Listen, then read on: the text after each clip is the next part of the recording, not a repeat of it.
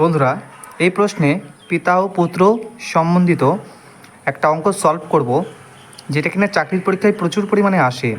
তো 4টি অপশান দেওয়া আছে, এর মধ্যে সঠিক অপশানটা বেছে নিতে হবে। তো দেখুন, আমরা সবথেকে সহজে কীভাবে করা যায় সেটা দেখব।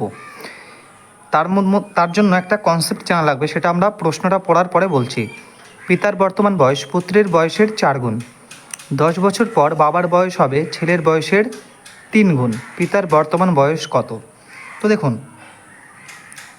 10 বছর আগে যা ছিল, 10 বছর পরে যত গুণই হোক না কেন, পিতার বয়স অর্থাৎ ফাদার আর সান, এদের বয়সের মাঝখানের যেই ডিফারেন্সটা, সেই ডিফারেন্সটা কোনো সময় চেঞ্জ হবে না, আনচেঞ্জড। তাই তো, মানে পিতার বয়স আর পুত্রের বয়সের মাঝখানে যে বয়সের পার্থক্যটা, সেটা কখনোই পরিবর্তন হবে না।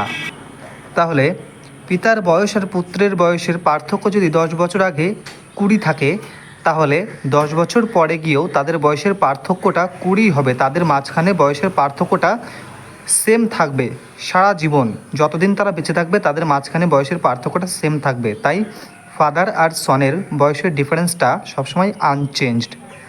তো প্রথমে বলেছে পিতার বয়স পুত্রের বয়সের 4 গুণ, অর্থাৎ পুত্রের বয়স যদি 1 হয়, পিতার বয়স হয়ে যাবে 4 গুণ, অর্থাৎ 4। এইবার জানতে চেয়েছে 10 বছর পর বাবার বয়স হবে ছেলের বয়সের 3 গুণ, অর্থাৎ 10 বছর পর বাবার বয়স, ছেলের বয়স যদি 1 হয়, বাবার বয়স হয়ে যাবে 3 গুণ, অর্থাৎ 3। তো দেখুন, এখানে আমরা ওই কনসেপ্টটা লাগাবো, যেটা আমরা জানলাম যে ডিফারেন্সটা সবসময় আনচেঞ্জড হয়। তো পিতার বয়স আর পুত্রের বয়সের পার্থক্য কত ছিল? 1 আর 4-এর পার্থক্য ছিল 3। কিন্তু এখানে পার্থক্যটা কত দেখছি? 1 আর 3-এর পার্থক্য 2।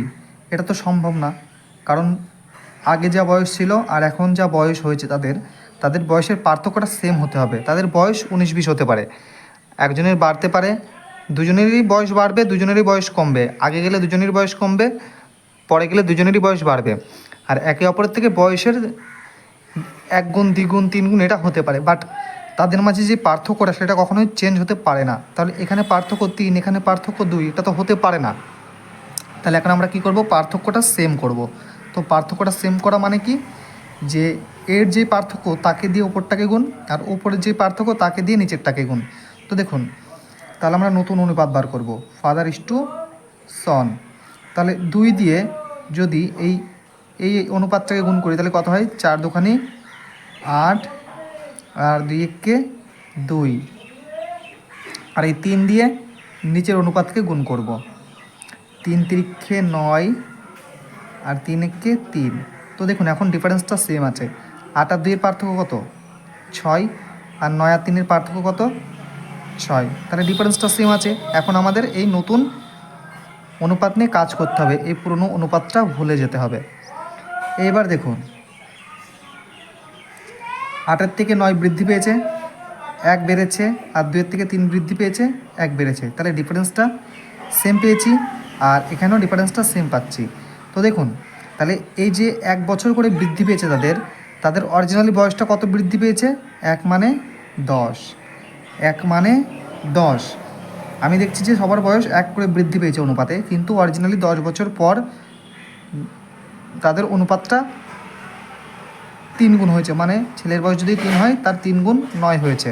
তাহলে বয়সটা কত বৃদ্ধি পেয়েছে? 1 করে বৃদ্ধি পেয়েছে সবার, কিন্তু প্রশ্নে বলেছে 10 বছর বৃদ্ধি পেয়েছে। তাহলে 1 মানে 10 হলে পিতার বর্তমান বয়স কত? তো পিতার বর্তমান বয়স তো 8।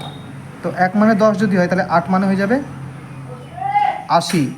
তো 80 হয়ে যাবে সঠিক উত্তর, অপশানে হয়ে যাবে সঠিক উত্তর।